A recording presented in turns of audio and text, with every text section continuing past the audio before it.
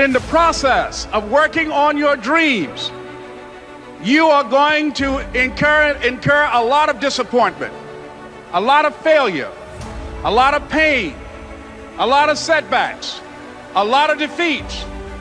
But in the process of doing that, you will discover some things about yourself that you don't know right now. What you will realize is that you have greatness within you. What you'll realize is that you're more powerful than you can ever begin to imagine. What you will realize is that you're greater than your circumstances, that you don't have to go through life being a victim. As Jack indicated, I was born in Miami, Florida, in an area called Liberty City, in an abandoned building on a hard linoleum floor with my twin brother. We were 6 weeks of age, we were adopted. When I was in 5th grade, I was identified as EMR, labeled educable, mentally retarded, put back from the 5th grade into the 4th grade, and stayed in that category until I got out of high school. I don't have any college training, but I met a high school teacher who one day changed my life. I was waiting on another student, and when he came in, he said to me, "Young man, go to the board and write what I'm about to tell you." And I said, I can't do that, sir. He said, "Why not?" I said, "I'm not one of your students." He said, "It doesn't matter, follow my directions now." I said, "I can't do that, sir." He said, "Why not?" I said, "Because I'm educable, mentally retarded." And he came from behind his desk and he looked at me. He said, "Don't ever say that again. Someone's opinion of you does not have to become your reality."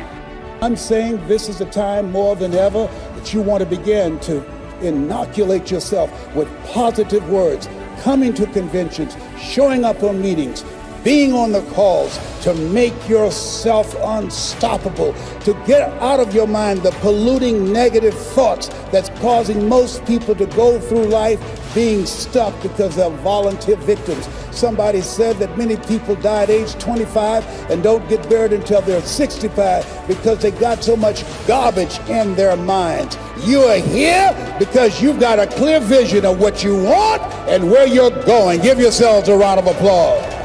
Don't worry if they don't get it. Don't try and convince people to do this business. A person convinced against their will is of the same opinion still. You are not like everybody else. You can walk outside and find pigeons, but if you're looking for eagles, it's going to take you a minute. You are different. It's lonely at the top. How many of you know it's lonely at the top? Raise your hands. It's lonely at the top, but you eat better. That's what I'm talking about. You're different.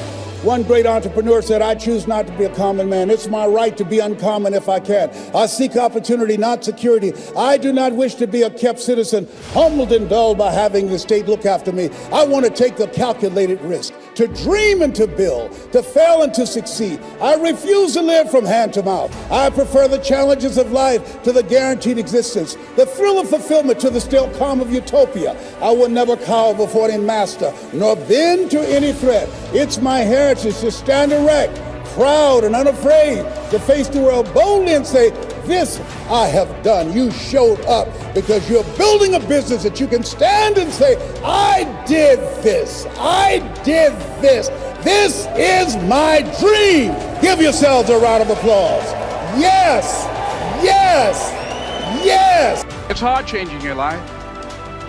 It was hard when just over 3 years ago, in the Penobscot building in Detroit, Michigan, where I was operating my business, and I fell on some hard times, and I was sleeping in my office.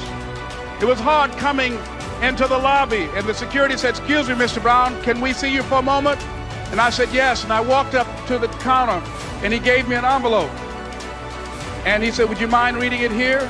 And I opened the envelope, and the envelope was from management that said, "This is an office tower. It's not a hotel. Please do not sleep in your office." And I said, "Excuse me, sir." I said, "I just work long hours in creating my business. I'm an entrepreneur. And right now things are bad for me, but they're not going to be this way always. And I just asked for the opportunity to continue to operate like I'm doing. I'm not trying to make this my home." And it was hard coming through the lobby. And sometimes they would laugh. There's a guy talking about becoming successful. And look at it. He's bathing in the bathroom upstairs on the 21st floor. He sleeps on the floor. Him and two other dreamers up there. Look at him. It was hard, ladies and gentlemen, coming to speak to people. And I was facing financial difficulties in my own life. I was behind on my bills and my dreams, and I'm saying to them, you can live your dream. It was hard, ladies and gentlemen. It was very difficult to pick myself up each day believing that I could do it. There were times that I doubted myself. I said, God, why is this happening to me? I'm just trying to take care of my children and my mother. I'm not trying to steal or rob from anybody. Why did this have to happen to me? It was very hard. And here's what I want to say to you. For those of you that have experienced some hardships, don't give up on your dream. No one could have convinced me by holding on, by continuing to push forward, by continuing to run toward my dream, that one day I would have my own talk show. It's a long shot, ladies and gentlemen, from Liberty City, an abandoned building on a floor, never knowing my mother or father. It's a long shot. Being here with you today in this dome in Atlanta, it's a long shot. No college training, labeled educable, mentally retarded, but I kept running toward my dream. Don't stop running toward your dream. Here's what I discovered that happens to you in life, that you will go through things, and while you're going through them, you can't understand why it's happening to you. But after you go through it and you get back and you look at it and you say, oh, now I understand why I needed that lesson. Have you ever happened to you? Raise your hand. Has it ever happened to you that I couldn't understand it then, but after I got through it, then I saw that was preparing me for bigger and better things.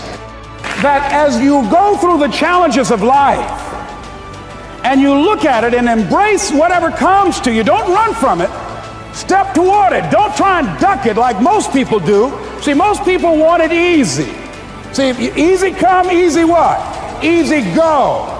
See, but when you go at what you're going to deal with and you deal with the difficulties of it, when you handle those hard things close at hand, making those hard decisions right now that you don't want to make, learning those things that you don't like to do, but you know that in order for you to get where you want to go, this is one of the hoops that you have to flip through. And I'm saying to you, whatever you got to do, do it, because if you don't, life is going to whoop you until you surrender and say, okay, all right, I cooperate, okay, I learned, okay. It had to wear me out a long time. So if it's hard, then do it hard. You're going to focus to develop your skills. The guy was the new owner of a baseball team that was in the basement of the league when he took it over. He went to the pitcher and he said, what is your best throw? He said, well, I got a good curveball and I've got a good fastball. And he went on talking about his different throws. He said, but tell me this, what is your best throw? He thought for a moment. He said, I've got a good fastball. He said, that's all I want you to work on. Nothing else. Just develop your fastball. The next year, they went to the World Series. Most people don't know where their fastball is. Most people go through life never discovering what their talents are. Most people never develop their talents. They have skills and abilities, but if you don't nurture them, if you don't develop them, they will never serve you. Your gifts can take you many places if you develop your gifts. Most of us don't like to do those things that come easy to us. I've always loved to talk to people. I decided, taking this advice, to develop my skills as a speaker. And my gift has developed and it's taken me many places. You have something that you brought to the universe, and that if you decide that my life deserves my developing this, what I do well, and becoming the best at it, and mastering myself, and seeing what I have within me, if you decide to drop your buckets where you are and develop your gifts, I grant you, you'll never ever be without. I grant you that your gifts will take you places that will literally amaze you. I grant you that if you begin to work to develop your gifts, you'll develop a strong sense of happiness. You'll get a larger vision of yourself, because part of beginning to get a larger vision of yourself, all of us need some area of our lives where we can have a feeling of competence. That people know when they think about this area, that's something you do. That you eat and sleep that. And that you do that. You do that. And people know it. And you know it. So you've got to work on it.